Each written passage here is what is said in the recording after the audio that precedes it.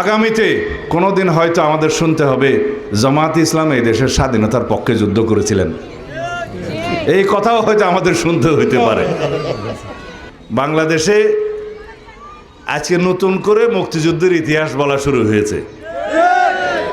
একটি দল বাংলাদেশ জামায়াতে ইসলামী, যারা স্বাধীনতার বিরোধিতা করেছিল এই দেশের, তারা এখন মুক্তিযুদ্ধের ইতিহাস বর্ণনা করা শুরু করেছে।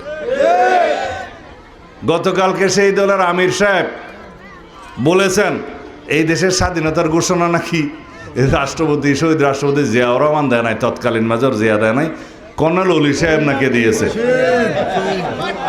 যে সমস্ত প্রলাপ বকা শুরু করেছে এটা অস্বাভাবিক না, কারণ যারা বাংলাদেশের স্বাধীনতার বিরোধিতা করেছিল তারা বাংলাদেশের স্বাধীনতার ইতিহাসকে বিকৃতি করবে, এটাই স্বাভাবিক।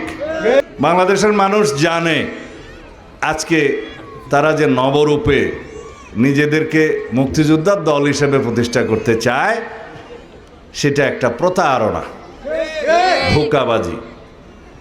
এবং তারা বলছে তাদেরও নাকি একজন মুক্তিযোদ্ধা আছে, একজন মুক্তিযোদ্ধাকে তাদের জোটে যোগদান করিয়েছে এবং অন্য কথায় বলতে গেলে ভাড়া নিয়েছে বলে তারা সাইনবোর্ড দেখাচ্ছে তাদেরও একটা মুক্তিযোদ্ধা আছে, এবং সেই মুক্তিযুদ্ধকে তারা বাংলাদেশের স্বাধীনতার ঘোষকও বানাচ্ছে। এদেশের মুক্তিযোদ্ধারা সেটা অবশ্যই মেনে নেবে না এবং তারা প্রতিবাদ জানাবে, আমি বিশ্বাস করি। এদেশের সকল জনগণ, দেশপ্রেমিক যারা স্বাধীনতার পক্ষের শক্তি, তারা প্রতিবাদ জানাবে, আমরা জানি।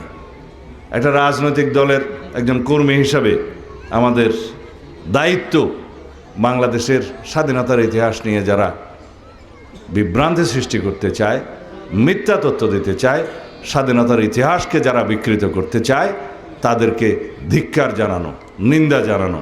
আমি খুব শালীন ভাষায় সেই নিন্দাটা জানালাম।